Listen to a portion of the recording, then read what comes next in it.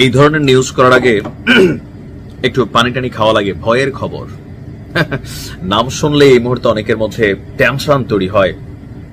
Gossip আছে, গুজব আছে, সত্যতা আছে, মিথ্যা আছে, সবকিছু মিলিয়ে শেখ হাসিনা কোথায় এই প্রশ্ন বরাবর উঠে এসেছে। তবে সর্বোচ্চ লেভেলের বার্তা হচ্ছে শেখ হাসিনা ভারতে আছেন। এখন ভারতে কোথায় আছেন? আমরা সর্বশেষ শেখ হাসিনার অবস্থান জানছিলাম যে তিনি দিল্লিতে একটা বিশেষ প্রটোকল নিয়ে তিনি এবং শেখ রেহানা বসবাস করছেন। তো রাজনীতি কিভাবে চলছে? এই যে প্রতিনিয়ত বিভিন্ন জায়গায় বিভিন্ন ধরনের অ্যাক্টিভিটিস, সাংগঠনিক কার্যক্রম চালাচ্ছেন। অবশেষে বিএনপির জ্যেষ্ঠ যুগ্ম মহাসচিব রুহুল কবির রিজভী তিনি যে বক্তব্য দিয়েছেন, সেই বক্তব্যে অনেকেরই টেনশন হওয়ার কথা, সরকারেরও দুশ্চিন্তা হওয়ার কথা যে কোন রকমের নির্বাচনটা দিয়া আমরা রাজনৈতিক সরকারের হাতে ক্ষমতাটা ছেড়ে দেই। দর্শক, শিশু কিশোর ছাত্র জনতার রক্ত পান করে জনতার ঢেউয়ে ফ্যাসিস্ট শেখ হাসিনা দেশ ছেড়ে পালিয়েছেন। বক্তব্য রুহুল কবির রিজভীর। তিনি বলছেন যে পালিয়েও তিনি ষড়যন্ত্র থামাচ্ছেন না। কলকাতায় অফিস খুলেছে বাংলাদেশ আওয়ামী লীগ, এমনকি বাংলাদেশ বিরোধী ষড়যন্ত্র সেই কলকাতার অফিস থেকে বসেই তিনি পরিচালনা করছেন। রুহুল কবির রিজভী সে ইয়াদ আয়া, আমার খেয়াল আছে এখনো সর্বশেষ যখন বিএনপির কেন্দ্রীয় পার্টি অফিসের সামনে তিনি দাঁড়াইতেন, পুলিশ এবং রুহুল কবির রিজভীর মধ্যে একটা টানাটানি খেলা চলতো, দৌড় দিয়ে ভিতরে ঢুকতেন, বেরিত। এই যে দিনগুলো দেখেন, কোথায় সে আজকে পুলিশের সেই কর্মকর্তারা? আজকে আব্বা ডাইকা, দাদা ডাইকা, নানা ডাইকা রিজভী সাহেবের পায়ে চুম্মাইতে চুম্মাইতে মুরব্বী মানুষ চামড়া চোমড়া উঠে গেলে সেগুলো পর্যন্ত চারটা সমান করে ফেলবে যদি বাংলাদেশে থাকে, চাকরিতে থাকে। ক্ষমতা চিরস্থায়ী নয়।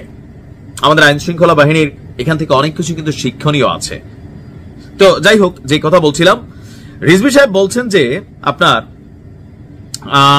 নিজেকে সামাল দিতে পারছেন না শেখ হাসিনা। পাশের দেশ ভারত থেকে তিনি উল্টা পাল্টা কর্মকাণ্ড করছেন, ষড়যন্ত্র করছেন। শেখ হাসিনা বলতেন দেশের মানুষ তাকে ভালোবাসে, তাহলে তার অফিস কলকাতায় কেন? তিনি কেন পালিয়ে গেলেন? এখন প্রশ্ন হলো, শেখ হাসিনা যে কলকাতায় অফিস খুলছেন, এই খবর রিজভী সাহেব কোথায় পেলেন? উত্তরটা হচ্ছে বিভিন্ন গণমাধ্যমে আমরা যে নিউজগুলো দেখছি যে আপনার বাংলাদেশ থেকে পলাতক আওয়ামী লীগের খুব বড় একটা অংশের যারা নেতারা ছিলেন, কথায় কথায় উদ্ধত্ত অহংকার যাদের মধ্যে ছিল, 15-16 বছর ক্ষমতায় থাইকা মনে হয়েছিল যে আর জীবনে মনে ক্ষমতা থেকে দূরে যাবে না।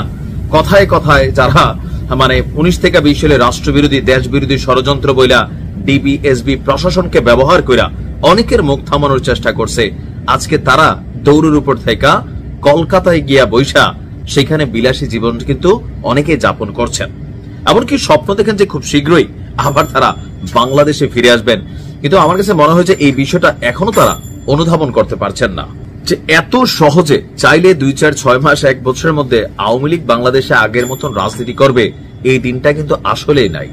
এই দেশের জনগণের মধ্যে এখনো বড় একটা অংশ ডক্টর ইউনূসের প্রতি হয়তো গোসা হচ্ছে, বিএনপির অপছন্দ করছে, জামাতের অপছন্দ করছে, কিন্তু এই বিগত যে লম্বা সময়ের যে কালো ইতিহাস, অন্ধকার চ্যাপ্টার, এটা রাতারাতি ভোলার মতো না। এখন বিভিন্ন সময় তাদের বিভিন্ন ছবি ফুটেজ দেখা যায় কলকাতার বিভিন্ন রেস্তোরাঁয়, এগুলো কিন্তু বিভিন্ন গণমাধ্যমে আসছে এবং সেখানে বসে তারা রাজনীতি পরিচালনা করছেন, সেটাও আসছে। আর আসাদুজ্জামান খান কামাল সহ অনেক নেতাদেরকে আপনার কলকাতায় দেখা গেছে, সেরকম ফুটেজগুলো কিন্তু ফুটেজ না, ছবি সামনে আসছে।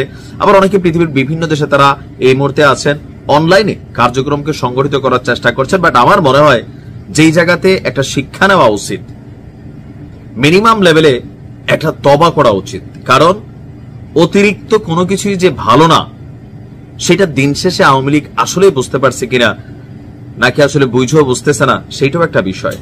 দেখেন, সত্য কথাটা বলতে হবে, একটা সময়ে এক্সট্রিম লেভেল চলে গেছিল। তো কলকাতায় বসে এই মুহূর্তে রাজনীতি করছেন। এখন দেখা যাক, ষড়যন্ত্র তত্ত্ব দিয়ে বাংলাদেশে ঢোকা যাবে না বা রাজনীতিটা স্বাভাবিকভাবে করা যাবে না।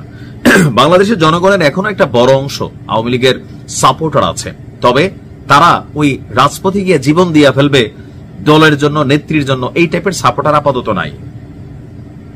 যারা আছে, পরিচ্ছন্ন রাজনীতি যদি কখনো আওয়ামী লীগ করে, তখন হয়তো অনেকেই এই আওয়ামী লীগকে সাপোর্ট করবেন। তবে এটা লম্বা চূড়া একটা সময় যেতে হবে। কারণ বাংলাদেশের রাজনীতিতে একটা সিস্টেম আছে কি, যেই সরকার ক্ষমতায় বসে তার মধ্যেই দানবীয় পাখা গজায় ওঠে, তার অনুসারীরা দানব হইয়া ওঠে, আর জনগণ তখন বিকল্প ভাইবা নেয় আগেরটাই তো ভালো ছিল। মানে 53-54 বছরের ইতিহাস এটাই বলছে, একটা সরকার টানা জনগণের ভোটে আসলে কখনো নির্বাচিত হয়নি। যারাই থাকার চেষ্টা করছে জবরদখল কইরা, রেজাল্ট দেখতেই পাচ্ছেন। ভালো থাকুন।